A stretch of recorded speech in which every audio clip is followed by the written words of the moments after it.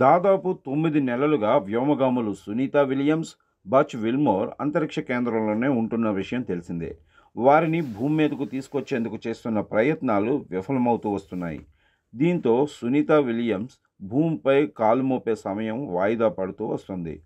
వ్యోమగాములు Sunitha Williams, Butch విల్మోర్ను భూమిపైకి తీసుకొచ్చేందుకు NASA, space ఎక్స్లు క్రూ-10 రాకెట్ను 3 రోజుల క్రితం ప్రయోగించేందుకు సిద్ధమయ్యాయి. అయితే వాతావరణం అనుకూలించకపోవడంతో పాటు సాంకేతిక సమస్య తలెత్తడంతో ఆ ప్రయోగం వాయిదా పడింది. తాజాగా మరోసారి క్రూ-10 మిషన్ ప్రయోగం చేపట్టారు.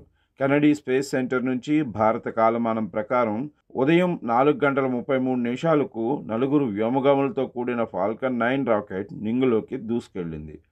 డ్రాగన్ క్యాప్సూల్లో అంతర్జాతీయ అంతరిక్ష కేంద్రానికి వెళ్లిన వ్యోమగాముల్లో Anne McClain, Nichole Ayers, Takuya Onishi, Kirill Peskov ఉన్నారు.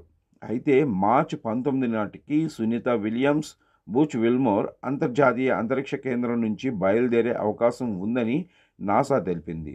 అన్నీ అనుకూలిస్తే ఈ నెల 20 తర్వాత సునీత, బచ్ భూమి మీదకి చేరుకోనున్నారు.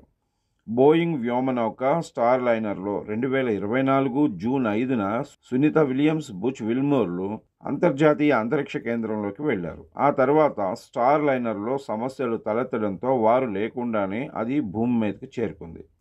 దీంతో సునీత విలియమ్స్, బచ్ విల్మోర్ను భూమిపైకి తీసుకొచ్చేందుకు నాసా అనేక విధాలుగా ప్రయత్నాలు చేస్తున్నప్పటికీ విఫలమవుతున్నాయి.